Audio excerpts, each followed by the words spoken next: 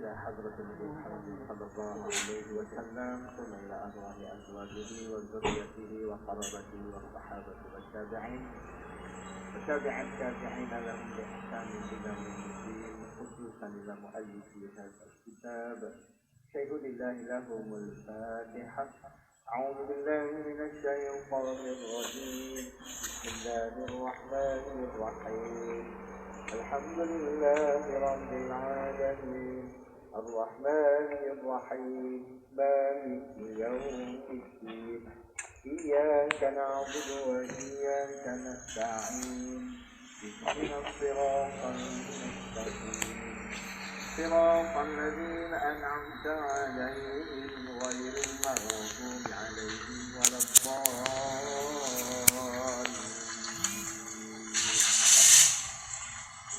الحمد لله نحمده ونستعينه ونستغفره ونستهديه ونعوذ بالله من شرور أنفسنا ومن سيئات أعمالنا. من يهده الله فلا مضل له ومن يضلل فلا هادي له. والصلاة والسلام على رسول الله وعلى آله وصحبه ومن تبعه ونصره ومن والاه.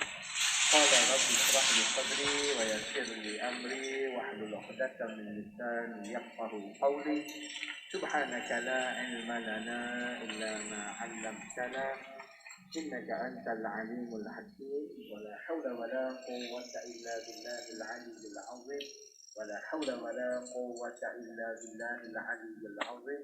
ولا حول ولا قوة إلا بالله العلي العظيم. رب يسر ولا تعسر بسمه الخير. اللهم لا سهل إلا ما جعلته سهلا وأنت تجعل الحزن سهلا إذا شئت سهلا. أما بعد. Silakan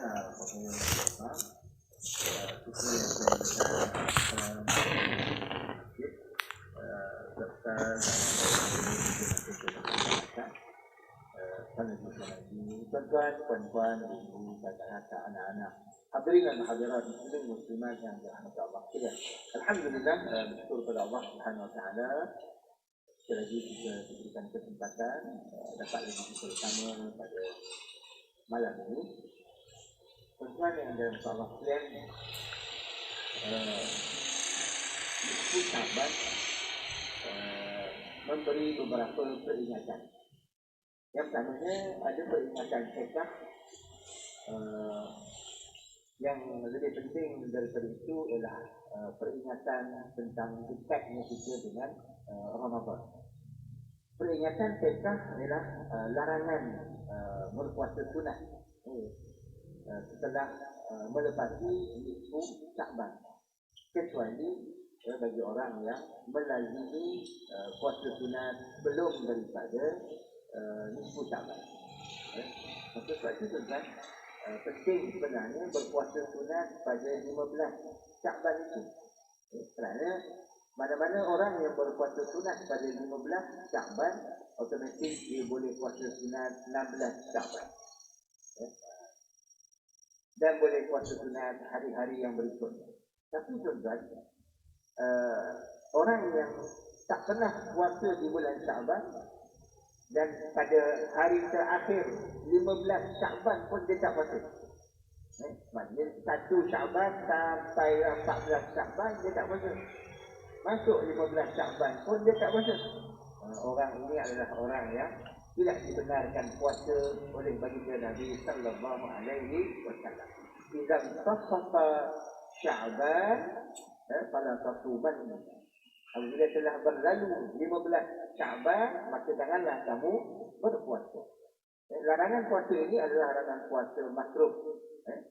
Makruh yang sifatnya adalah larangan yang tegas.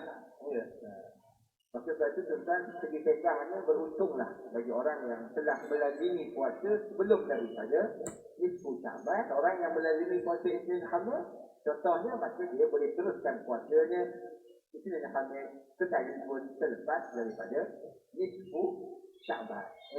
Orang yang melazimi puasa 3 hari di bulan gelap contohnya, maka dia boleh meneruskan puasa hujung bulan 3 hari di bulan gelap atau 3 hari di bulan cerah, tak ada masalah.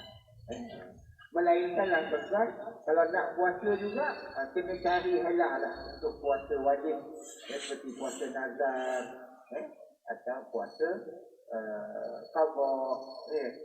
Kalau tidak maka 15 Syaban ke atas ini adalah sebenarnya peringatan sekah kepada kita, seolah-olah kalau kita tak bersedia juga, maka tak payahlah. Begitulah. Kalau tak nak puasa, tak payah puasa lah. Begitu. Kata orang dah tak terberak sangat baru nak cari tandas, tak terberak sangat baru nak gali lubang. Gitu. Soalan ni, itulah maksudnya. Dan 16 Syaban, 17 Syaban baru nak puasa, tak payah puasa lah. Gitu. Itu isyarat sekahan. Isyarat sekah. Menunjukkan bahawa kalau kita nak bersiap untuk menghadapi Ramadan, maka bersiaplah lebih awal. Bersiap lebih awal. Bermula daripada Rejab atau bermula daripada awal Syaban. Dan sudah hujung Syaban baru nak mula, Nabi kata tak payah. Tak payah lah. Itu isyarat sekah. Yang kedua tuan, 15 Syaban memberi isyarat kepada kita bahawa kita hanya tinggal beberapa hari sahaja lagi untuk mempersiapkan diri kita menghadapi Ramadan. Dan kalau ditanya lah, apa persiapan Ramadan yang paling utama, yang paling besar? Maka antara persiapan Ramadan yang paling besar tuan, bukan saja Ramadan, apa sahajalah ibadah-ibadah besar. Maka persiapan besar kita bila memasuki amalan-amalan istimewa ini ialah yang pertama sekali ialah bersihkan diri daripada dosa. Tuan, kalau orang nak pergi haji sibuk minta maaf, cari orang sana minta maaf, nak pergi haji, pergi jumpa sana nak minta maaf, saya nak pergi haji, takut hajinya tak diterima Allah. Begitu sebaliknya dengan Ramadan, sama je tuan. Sebab tu orang tua dulu bila nak masuk Ramadan ni dia buatlah sebelum supaya anak cucu balik. Bukan apa, kesempatan kita tu nak jumpa mak ayah minta maaf. Mak ayah nak masuk Ramadan ni, saya minta maaf, minta ampun kalau ada salah silap, ada dosa. Takut Ramadan juga Allah tak terima sebab halangan dosa kita dengan ibu bapa. Jadi satu yang pertama dalam kita nak melaksanakan ibadah betul-betul ini tuan, ialah bersihkan hati, bersihkan diri daripada dosa-dosa, sama ada dosa-dosa yang bersifat hubungan dengan manusia dan dosa-dosa yang bersifat hubungan dengan Allah Subhanahu wa Ta'ala. Yang pentingnya lazimi taubat, lazimi istighfar, apa kita kata, jangan dosa menjadi penghalang ibadah kita tak diterima Allah Subhanahu wa Ta'ala. Itu persiapan yang pertama. Persiapan ni untuk semua ibadah, bukan saja untuk puasa tapi untuk semua ibadah. Jadi bersihkan hati, bersihkan diri daripada dosa. Yang kedua, antara persiapan yang sangat penting dalam kita menghadapi Ramadan ini ialah persiapan ilmu. Persiapan ilmu. Dan dalam persiapan ilmu ini banyaklah tuan-tuan. Termasuklah antara yang paling besar ialah keazaman. Memasang azam-azam niat-niat yang baik apa yang kita nak buat dalam sepanjang Ramadan. Jangan memasuki Ramadan seperti orang yang tidak ada ilmu. Itu maksudnya, itu persiapan ilmu tadi. Jangan menghadapi Ramadan seperti orang yang tidak ada ilmu. Akhirnya Ramadan ni hanya menjadi adat kebiasaan sahaja. Orang puasa dia puasa. Pagi sibuk cari lauk untuk buka puasa, petang pergi bazar Ramadan. Yang itu lebih jauh. Kalau itu selesai, itu akhirnya jadilah ibadat kita sebagai adat. Ibadat jadi adat. Sedangkan orang-orang soleh, adat mereka dah jadi ibadat. Jika pula ibadat jadi adat, ibadat jadi adat kerana tak ada ilmu. Jadi persiapan ilmu ini sangat penting. Ditambah dalam persiapan ilmu itu ialah tadi keazaman niat-niat kita untuk target-target tertentu yang kita nak capai dalam bulan Ramadan. Jadi kita dah ada target dah, nak khatam berapa kali, nak baca Quran macam mana, ya. Nak sembahyang tarawih macam mana, ya. Nak duduk di masjid berapa lama, dah ada perancangan. Sebab tunjukkan azam-azam yang baik itu kita cuba laksana. Contohnya kita kata tahun ni Ramadan ingat maghrib isyak tak balik pasang satu niat maghrib isyak tak balik. Tak ada hal lah nak balik ke rumah, sekadar nak makan cendol je, mati je lah. Pasang niat betul kan, azam betul. Kita nak iktikaf lama sikit. Bukan tujuannya apa, nak lama sikit masa iktikaf. Dapat maghrib dengan isyak ekstra tambahan. Dalam hari lain pun tak dapat. Bulan Ramadan pun tak dapat juga. Jadi pasang niat, jadikan Ramadan ini kita kata nafas baru dalam kita mempertingkatkan ibadah-ibadah kita. Jadi saya selalu mencanangkan kalau boleh maghrib isyak tu tak perlu balik lah. Kalau boleh kekal aja lah di masjid untuk kita baca Al-Quran, untuk kita menambah sikit amal ibadah, sembahyang sunat dan sebagainya lah. Contoh. Itu yang kedua tu, persiapan ilmu. Dan yang ketiga sangat penting juga lah. Tak dapat dinafikan, selalu dipesan-pesan kepada kita sedikit persiapan harta lah. Sedikit persiapan wang ringgit. Tuan-tuan orang biasa dah siap dah. Untuk Ramadan ni dah ada 500, 300, 400. Dia dah spare lah. Untuk bermacam-macam benda lah. Untuk berbuka puasa, untuk sedekah, untuk tabung-tabung kebajikan, untuk tabung-tabung itu. Dia dah siap. Memang dah ada dah. Dah ada angka yang dia dah tahu dah. Bukan baru nak cari tuan-tuan. Kalau Ramadan baru nak mencari, letih. Jadi persiapan harta, sedikit persiapan wang ringgit dia kata. Dah tak ada target lagi. Sebab tu ada orang nak masuk Ramadan, orang berkotak-kotak dia punya kurma, dia nak sedekah, nak hadiah kawan-kawan, nak bagi dekat masjid surau dan sebagainya. Dia ada perancangan. Bukan baru nak cari, memang dah ada dah dalam kepala. Apa yang perlu sebelum Ramadan dan apa sedikit pecahan sehagian harta itu untuk pertengahan ataupun sepanjang Ramadan. Dan ini sangat penting untuk kita meningkatkan begitu kata mutu dan kualiti Ramadan kita dari sudut ilmunya, amalnya, kebajikannya, sedekahnya dan sebagainya. Itulah tuan yang dalam Allah sekalian. InsyaAllah pada malam ini kita menyambung lagi bacaan kita masih lagi pada surat 33. Kita sambung pada firman Allah Subhanahu wa taala. A'udzu billahi minasy syaithanir rajim. Walau annahum amanu wattaqaw lamathubatun min 'indillahi khair law kanu ya'lamun. يا أيها الذين آمنوا لا تقولوا راعنا وقولوا انظرنا واسمعوا وللكافرين عذاب أليم. ما يود الذين كفروا من أهل الكتاب ولا المشركين أن ينزل عليكم من خير من ربكم والله يختص برحمته من يشاء والله ذو الفضل العظيم. ما ننسخ من آية أو ننسها نأت بخير منها أو مثلها ألم تعلم أن الله على كل شيء قدير. صدق الله العظيم.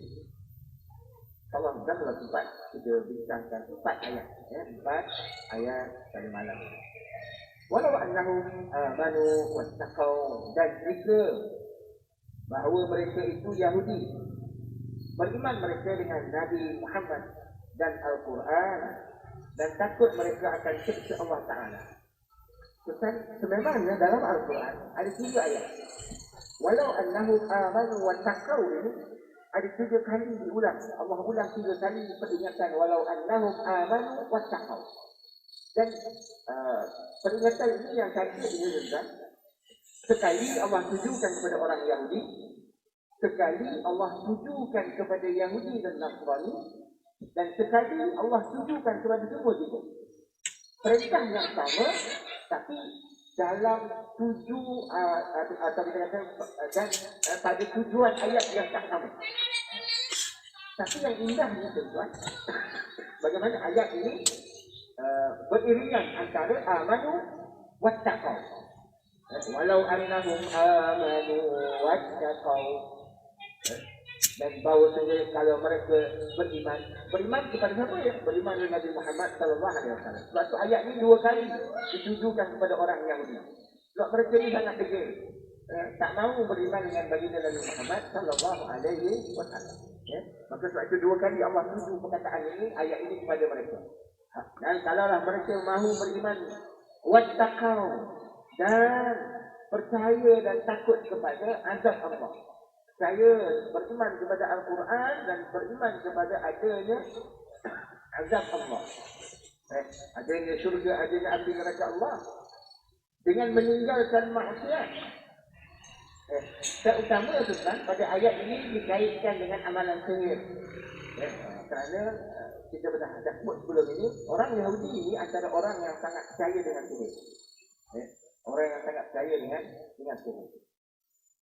Saya baru balik daripada Datuk Baksus tuan, hari Khamis. 2 benda lah yang saya tengok dalam bab orang-orang Yahudi. Yang pertama, memang mereka tak pernah, orang Yahudi tuan, dia ada disiplin dia. Orang lelaki disiplin, perempuan belakang. Dia tak ada pula bercampur tentang juara ke atau lelaki belakang ke perempuan depan, tak ada. Dia kita lalu bab awam Yahudi ni kita memang boleh tahu lah.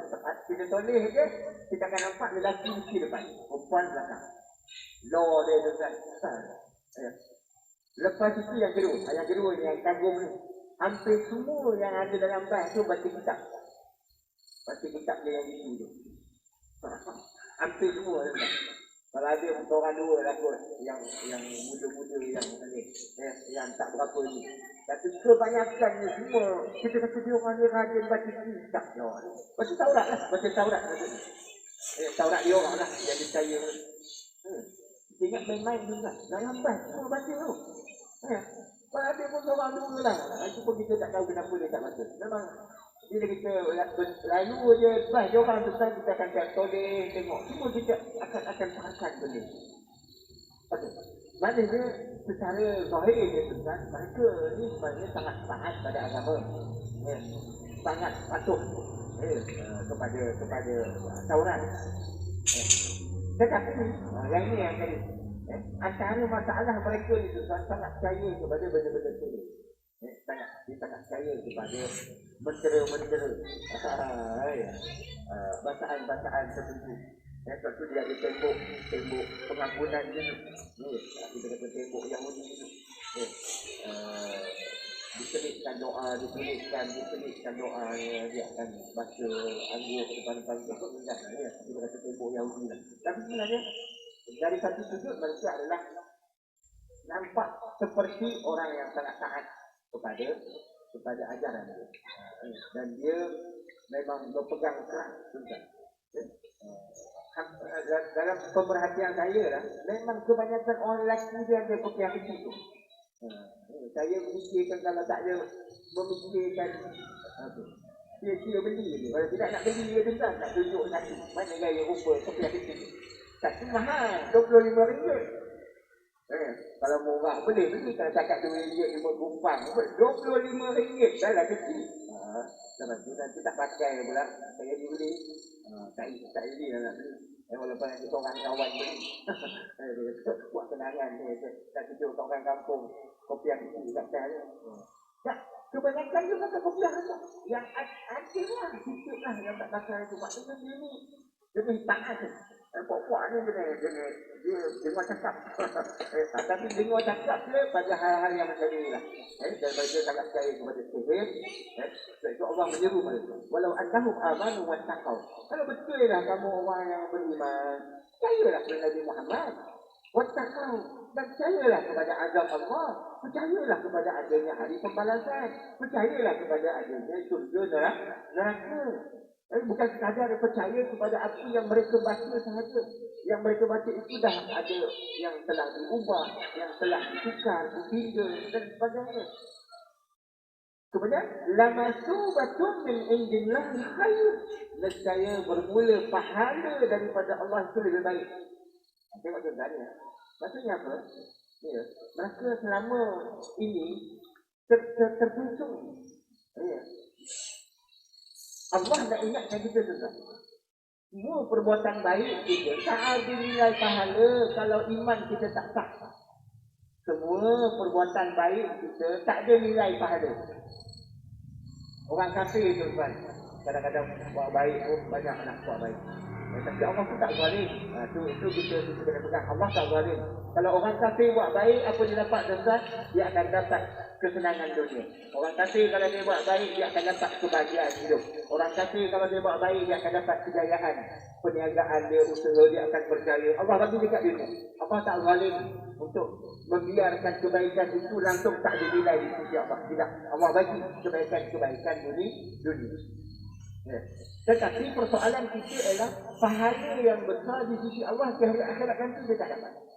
Sebab untuk dapat ganjaran pahala itu dia mesti bermula daripada iman yang sah. Iman yang sah. Iman kalau tak sah, maka dia tak layak untuk mendapat ganjaran pahala. Dia hanya mendapat ganjaran nikmat dekat dunia sahaja. Ya, tapi tidak sampai ganjaran itu nanti di hari akhirat.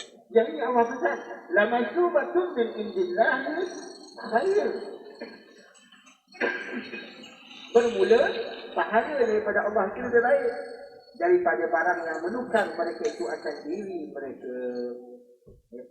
Daripada apa yang telah mereka pindah, mereka tukar dengan janji-janji yang bukan-bukan. Dengan balasan-balasan yang tidak dijanjikan Allah. Contoh, mereka percaya bahawa mereka tak masuk neraka. Ini tidak ada. Ini tidak ada Allah janjikan. Tapi itu yang mereka janjikan kepada diri mereka. Bahawa orang Yahudi tak masuk neraka. Itu tak betul. Allah menjanjikan ganjaran pahala. Allah tak menjanjikan mereka tak masuk neraka. Yang ini yang disebut dari bahawasanya apa yang ada di sisi Allah itu yang baik. Bukan yang mereka reka sendiri. Tentang kebaikan yang akan diperolehi oleh bangsa mereka. Oleh penganut dan pengikut mereka. Lau kanu ya'lamun. Jika ada mereka itu, ketahui mereka bahawa beriman itu baik. Nescaya tiada melebih mereka itu akan sihir atas kitab Allah. Kerana amal sihir itu kufur. Sedangkan beramal kepada kitab itu adalah tanda iman. Jadi orang yang begini itu dua-dua dia amalkan. Kitab pun dia baca, sihir pun dia pegang juga. Sebab mereka sangat tekun dengan mentera-mentera dan sebagainya.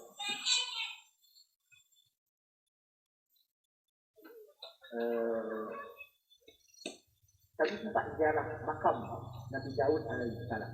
Jadi makam Nabi Daud ni dia duduk dalam kawasan Yahudi. Dia duduk dalam kawasan Yahudi. Baitul Maqdis ni kan dia ada 4 kawasan. Baitul Maqdis dia ada 4 kawasan. Ada kawasan Islam, kawasan Kristian, kawasan Yahudi dan kawasan Kristian Armenia. Kristian Armenia. Jadi ada 4 kawasan. Sampai satu kawasan khas untuk Masjidil Aqsa. Ada satu kawasan untuk Masjidil Aqsa, tapi ada 4 lagi kawasan. Tuan, dalam ziarah ke makam Nabi Daud ni, tak ada satu pun tulisan Arab. Satu pun tak ada tulisan Arab. Semuanya tulisan Yahudi itulah. Tulisan itu. Jadi bila kita masuk ziarah sampai ke makam Nabi Daud tu dia tak datang dia punya tak datang rasa dia tu. Belum sampai makam Nabi Daud tu ada satu bilik bertutup lantai. Ya. Kita tengok tak ada orang jaga, pakat buka lah apa ke makhluk Allah. Rupa bilik pengaduan kan.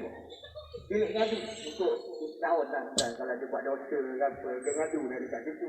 Dia kuang itu lah. Dia macam Kristian biasa ada bilik. Rupanya di situ pun ada juga. Dekat sebelah makam Nabi Daud pun ada juga. Tapi dia orang jaga juga makam Nabi Daud tu. Kalau ziarah pun, lelaki belah sini, belah kepala, perempuan belah kaki. Tak campur. Pokok tak campur kan. Hebat, dia jaga. Sebab macam tu dia. Ya. Jadi, ziarah kita tu, lelaki belah kepala lah, perempuan belah kaki. Tapi gitulah tadi nak kita kata ya, dia hanya beriman dengan Nabi yang dalam bangsa dia sajalah. Nabi yang dalam fahaman dia yang tu dia percayalah. Okeylah. Laukan ya'lamun, kalau mereka tahu, mereka takkan berbuat seperti mana apa yang mereka buat sekarang. Ya ayyuhallazina amanu, hai orang-orang yang beriman, la taqulu ra'ina. Jangan kamu katakan ra'ina. Ra'ina itu apa maknanya? Jaga kami. Dan adalah mereka itu kata bagi Nabi yang demikian itu dan itu bahasa Yahudi yang bermaksud syak, satu mati, satu perkataan mati. Maka suka mereka itu dengan yang demikian itu. Dan khitab mereka itu dengan akan Nabi, maka dicegah akan orang mukmin daripada meniru perkataan yang sama. Okey, cuba tengok ya. Sebenarnya kalau kita perasan tuan, lebih daripada belas perkara. Nabi kita pesan kepada kita supaya jangan menyamai, menyerupai, jangan sama dengan orang Yahudi. Sama ada pada ibadah, pada penampilan, bahkan kadang-kadang Nabi sangat halus, kata benda-benda kecil pun Nabi jangan. Kerana itu adalah cara orang Yahudi.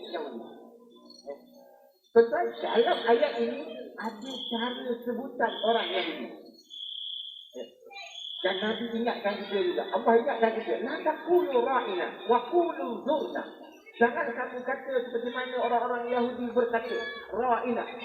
Tapi katakanlah unzurna. Tengok dengar. Kata pada perkataan pun Allah ingatkan kita jangan tiru orang Yahudi. Jangan tiru orang Yahudi. Sebab itu dia tengok dalam banyak perkara Nabi sudah ingatkan kita. Jangan buat macam ni. Ini cara orang Yahudi. Contoh tuan, apa dia? Nabi kata, "Qalaqul Yahud." Berbezalah kamu dengan orang Yahudi. Nabi kata. Antara ini orang Yahudi ini, apa dia tuan? Dia memanjangkan kisah. Jam dia. Panjang misalnya panjang dia. Lalu Nabi kata, "Qassus sawar." Pendekkan kisah. Pendekkan kisah. Dalam riwayat yang lain Nabi kata syukur kisah. Dan biarkan janggut mereka. Menyalahi Yahudi.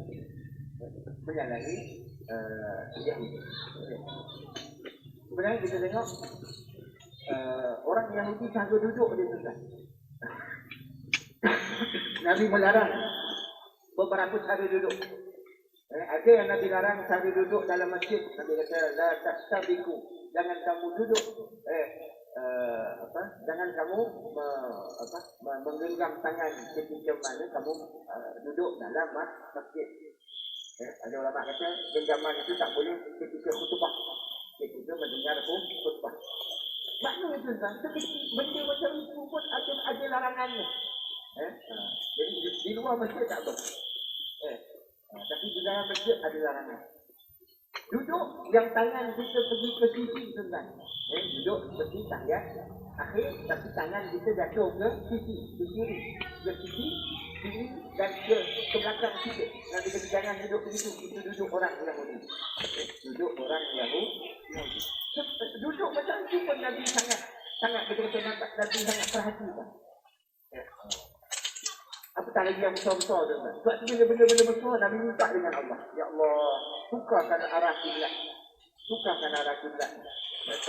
Turun di ayat fawal wajhaka syatral masjidil haram. Maka sekarang hadapkanlah muka kamu ke arah Masjidil Haram. Sebab kiblat orang Yahudi itu di Baitul Maqdis. Mereka kiblat mereka di sana. Maka Nabi minta ya Allah suka. Datang perintah suka kiblat. Sebab tu Masjidil Aqsa ni kiblat kita yang pertama tuan, daripada semenjak Isra' dan Mi'raj sampailah Nabi berhijrah ke Madinah dan 18 bulan Nabi di Madinah masih lagi menghadap Baitul Maqdis. Lepas itu barulah menghadap Masjidil Haram. Begitu Nabi tak nak ada persamaan ni. Puasa sama juga. Jadi Nabi tanya kau puasa apa? Kami puasa Ashura. Kenapa? Ini hari di mana Nabi Musa dan kaum kami diselamatkan Allah daripada dikejar dan dibunuh oleh Fir'aun. Kata Rasulullah, kami pun berpuasa juga. Sebab kami pun berhak juga kepada Nabi Musa. Sebab Nabi Musa pun Nabi kami. Maka sebab itu kami puasa Ashura. Tapi lepas itu Nabi minta dengan Allah, ya Allah, bagilah puasa yang lain. Kami tak sanggup tahun depan sekarang datang lagi Yahudi ngejek lagi Muhammad. Puasa macam puasa kami juga. Dah semayang kiblat kami juga. Lepas tu bila Nabi minta kepada Allah, ya Allah, bagilah puasa yang lain. Maka kemudiannya datanglah fardu Ramadan. Kefarduan puasa Ramadan. Menggantikan kefarduan puasa Ashura. Puasa Ashura adalah puasa orang Yahudi.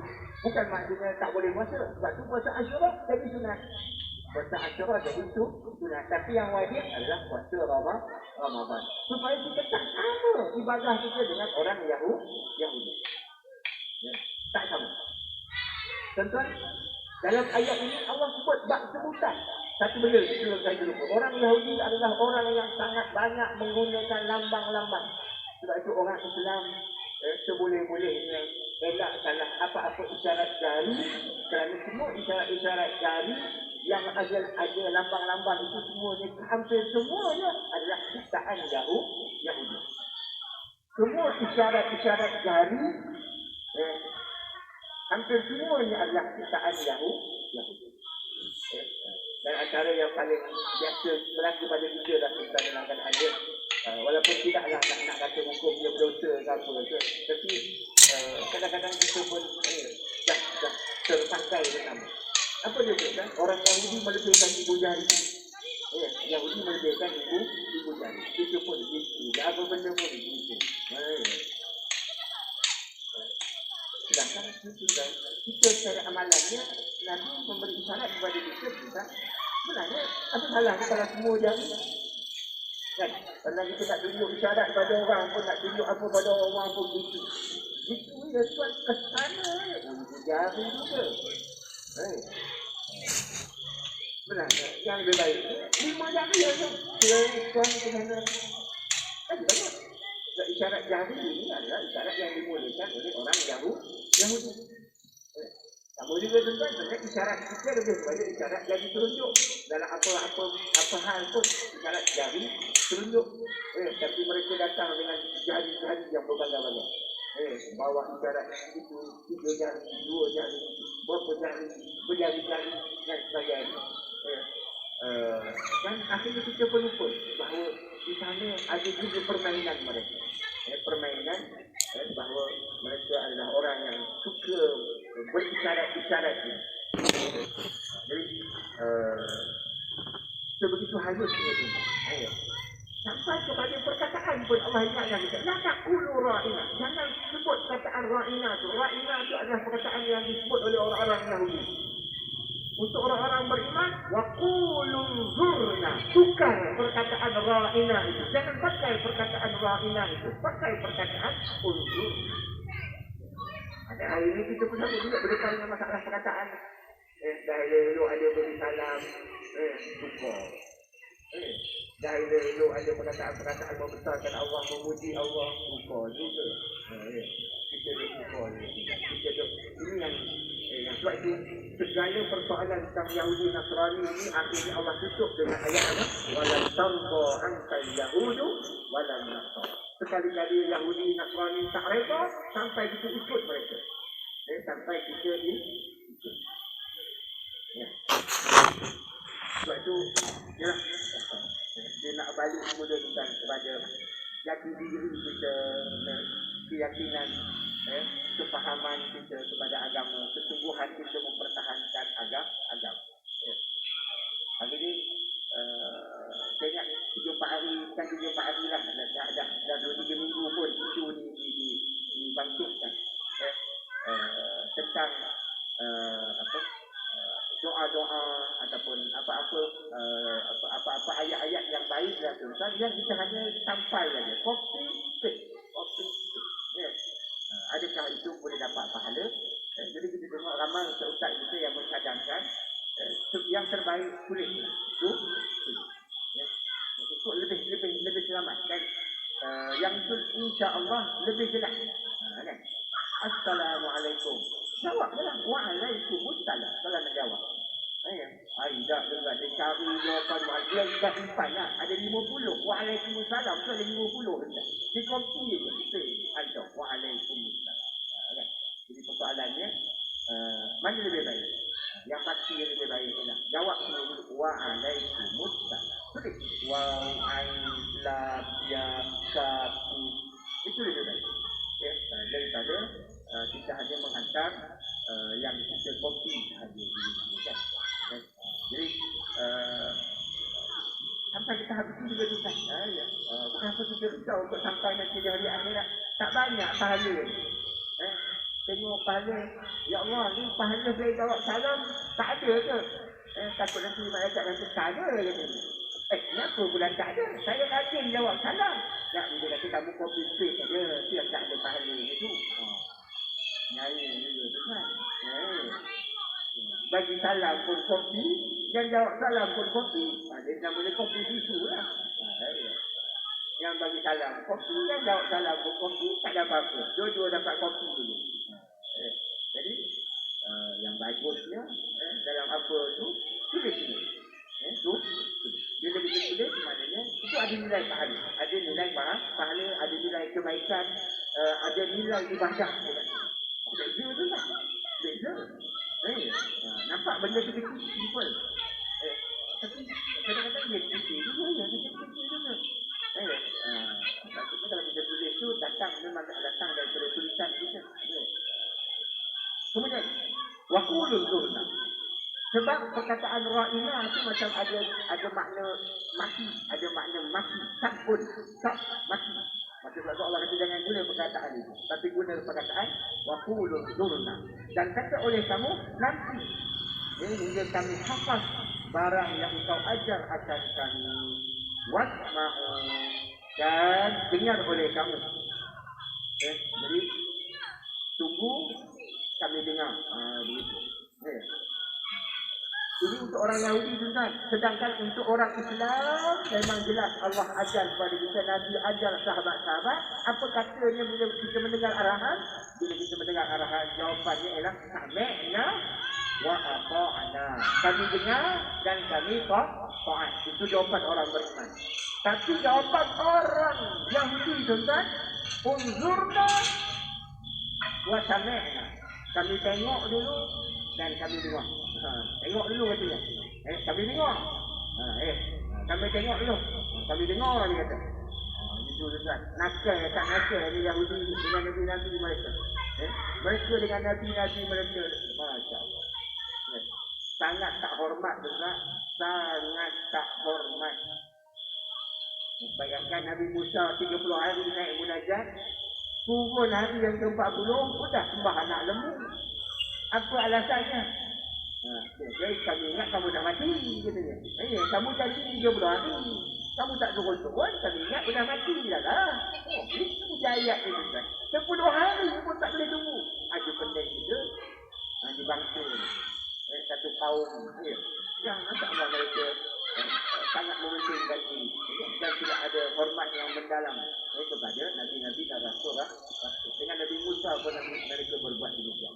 Okey, walil kafirin azabun alim, dan bagi orang kafir azab yang pedih, iaitu dengan masuk neraka.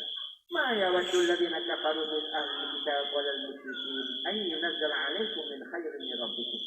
Ia adalah bercita-cita oleh segala kafir daripada ahlul kitab dan begitu juga orang kafir, orang musyrik, kafir Arab, penyembah berhala ini musyrik. An yunzala 'alaykum min khair, bahawa tiada diturun atas kamu daripada kebajikan sekali-kali. Punya busuk punya hati dia. Orang kafir, terutama orang musyrik dan begitu juga orang-orang Yahudi dan Nasrani, mereka tak pernah mengharapkan yang baik untuk Nabi sallallahu alaihi wasallam. Tak ada dalam hati mereka sedang inginkan kebaikan kepada Rasulullah. Yang ni Allah sebut, ayunazzala alaikum min khairin min rabbikum. Mereka tak pernah mengharapkan yang baik. Sentiasa dalam hati itu, doa Muhammad itu jatuh. Kalau jalan jatuh, bukit, padan bukit. Kalau naik unta, dia jatuh, dia patah kaki, padan bukit. Contohlah. Tak cerita, tak ada dalam hati itu kelumit pun niat-niat yang baik, doa-doa yang baik, harapan-harapan yang baik untuk Nabi sallallahu alaihi wasallam. Punyalah busuk Nabi. Tak senang hiduplah, dia kata, tak senang duduk kalau dengar Rasulullah mendapat sesuatu kebaikan. Mereka sentiasa dalam harapan, dalam apa kita kata, keinginan supaya Rasulullah itu tidak dapat apa-apa kebaikan. Jadi Allah beritahu, ayunazzala alaikum min khairin min rabbikum, bahawa dia diturunkan kepada kamu kebaikan-kebaikan daripada Tuhan kamu. Dia nak Nabi itu macam mana? Miskin, susah, apa kedana, tak ada orang tolong, semua orang benci. Itu yang dia nak. Sakit hati betul lah kalau nampak ada orang sokong, ada orang puji, ada orang nak ikut, ada orang nak jadi pengikut. Apa punjanya tuan? Kerana dengki. Semua itu adalah kerana dengki. Kerana tak puas hati. Kenapa Nabi akhir zaman ni bukan Nabi zaman? Tuan kita nak cerita balik. Nabi Isa tu asal keturunan Yahudi juga, tapi oleh kerana Nabi Isa dapat kitab Injil, tuan, mereka musuh dengan Nabi Isa. Hanya Nabi Isa tu anak daripada zuriat keturunan Nabi Yahya, daripada zuriat keturunan Nabi Zakaria. Semua itu adalah jalur daripada Bani Israel. Israel bukan orang lain pun. Tapi kerana ada kitab lain, mereka memusuhi Nabi Isa alaihi salam. Bila Nabi Isa dah wafat, dah apa tuan-tuan, macam-macam, Nabi Isa dah diangkat ke langit dan sebagainya, dah macam-macam versi dah pula. Jadi saya pun bila dalam lawatan baru ni, itu pun kata orang tergeliat di depan dia. Sebab bila apa yang dibaca dan sebagainya, bahawa selama ni apa yang maklumat yang kita sampai kepada kita tu, kemungkinan juga maklumat itu telah pun dipesongkan oleh orang-orang Yahudi. Yang dikatakan Nabi Isa lahir di Baitul Laham. Wallahu a'lam. Kami tukang mudawir itu, tukang bawa ni tadi, dia cerita juga. Dia kata, pada saya lahir di sini, membesar di sini dan sebagainya, saya tak nampak apa bukti Nabi Isa itu lahir di Baitul Laham. Melainkan saya nampak Nabi Isa itu lahirnya adalah di Jericho. Jadi alhamdulillah kita pergilah ke Jericho tu, kita tengok bukti-bukti. Kerana dalam Al-Quran Allah sebut Nabi Isa itu lahir dalam keadaan ibu dia menggoncangkan pokok kurma. Sedangkan di Baitul Laham tak ada pokok kurma juga. Tak ada pokok kurma. Tapi kurma yang terbaik di Palestin adalah kurma Majnun. Kalau kita tengok sekarang di meja pun jual 80, 120 kilo tu kan. Oh, itu formal. Jadi ada di Jericho. Itu yang turun bahasa menong ni dia. Kita daripada dulu mengajinya diberitahu Nabi Isa lah ini Baitul Laham. Jadi bila bertemu, bila kita sampai ke tempat itu dan kita cuba mencari persamaan jawapan dan sebagainya, akhirnya jawapannya lari. Jawapannya, pergi ke tempat lain. Buatlah tu. Kita kata, bukan senang. Bila saya tanya balik, dia kata, kamu yang kamu tahu tu cuma maklumat Yahudi. Itu dah. Kamu ngaji itu yang orang terusir itu semua maklumat yang dibawa oleh orang Yahudi. Maklumat yang telah dicocongkan, maklumat yang telah diselaimkan. Apa itulah ini. Okey, tak apa. Tapi nak kita kata, mereka ni, bila konon-konon Nabi Musa tu mereka sayanglah, Nabi tu sukalah. Tapi itu kan mereka lah yang menyebabkan akhirnya Nabi Musa sampai diangkat Allah celahnya. Yang buat pakatan nak bunuh Nabi Musa tu siapa? Siapa yang berbakat nak bunuh Nabi Musa tu? Ini Yahudi. Jenis pandai bermuka-muka. Pandai kata orang. Apa kata orang. Membaling. Menyembunyi tangan. Baling batu sembunyi tangan. Dia yang buat. Dan akhirnya konon dia yang paling sedih. Dan dia lah kononnya. Ini Nabi Musa, Nabi kami. Supaya samalah seperti mana mereka buat kepada Nabi Isa, mereka buat juga kepada Nabi Muhammad sallallahu alaihi wasallam. Apa yang mereka tak buat kepada Rasulullah. Mereka lah yang berpakat nak membunuh Rasulullah. Nak membunuh Nabi. Mereka bukan sekadar pakat-pakat biasa-biasa je. Sampai ke tahap nak bunuh Rasulullah sallallahu alaihi wasallam. Jadi wallahu yahtassu bi rahmatihi man yasha. Bermula Allah menentukan dengan rahmatnya nubuwah itu kepada Rasulullah sallallahu alaihi wasallam. Allah tak pilih dah generasi mereka. Cukuplah kamu dah ada ramai. Lebih daripada 70,000 nabi-nabi daripada kalangan Bani Israel. Sudahlah tu. Kamu dah dapat hak kamu. Ambillah. Jadi wallahu yahtassu bi rahmatihi. Hari ini Allah nak berikan anugerahnya kepada orang yang Allah nak kehendaki dan yang dipilih itu adalah baginda Nabi sallallahu alaihi wasallam. Daripada jalur yang sama juga dengan daripada jalur Nabi Ibrahim juga. Jadi kan segi makam Nabi Ibrahim, masjid Nabi Ibrahim di Palestin itu di Hebron tu tak ada orang boleh sembahyang. Kita datang sebentar maghrib masuk sembahyang, tengok azan. Orang di Palestin ni di mazhab Syafi'i ni kan. Sebab tu lepas azan dia supaya sunat dulu. Dua malam saya di Masjid Aqsa, dua subuh ada kunut. Dua subuh ada kunut. Itu memang kena betul lah kita kata.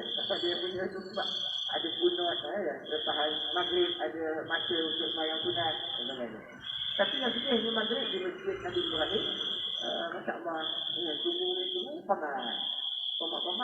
Betulah lah, kita agak ramai 30 orang itu, tapi yang ada orang datang dalam 7-8 orang. Ada saya, dia pun tanya, hai Malaysia, dia kata, nah ambil mai sembahyang isyak tadi. Kita jamak, dia suruh sembahyang isyak. Terus habis sembahyang. Habis sembahyang baru dia tanya, mana korang pun? Dia kata masjid ni tak boleh sembahyang. Azan ni pun ada di dalam. Itulah. Dia dalam penjagaan Israel. Patut tadi dia kata masuk dari banyak sangat blok-bloknya. Itu dia kata tu tak ada orang masuk. Masjid ni tak ada orang sayang. Kami lah yang sayang. Kami ada 7-8 orang ni yang jaga ni. Kami lah yang semayang tiap waktu. Semoga ini masjid. 2-3 kali ganda masjid ni jadi 3 kali ganda halaman ni. Dalam tu ada makam Nabi Ibrahim, ada makam Nabi Ishaq, ada makam Nabi Yusuf, ada makam Siti Sarah, ada makam Siti Rizqah, isteri daripada Nabi Ishaq, ada 7 makam tu. Walaupun orang Islam hanya boleh lawat 4 makam, 3 makam lagi untuk orang Yahudi, 3 makam kita boleh ziarah. Tapi itulah, Allah, tak boleh sayang. Ini sekali je, 7-8 orang yang jaga sayang. Azan, kami azan dalam kan. Suami di dalam, luar tak ada suami. Di Hebron menjadi di Hebron. Itu antara pengalaman-pengalaman yang kita kata menyayat hati lah. Mungkin untuk faham dan dia di situ, tapi untuk orang luar dekat sayang tak juga tak benar. Tapi kita boleh, pelancong boleh. Pelancong tak ada masalah. Pelancong no problem, boleh ada. Tapi orang tempatan, orang tempatan tak ada tempatan.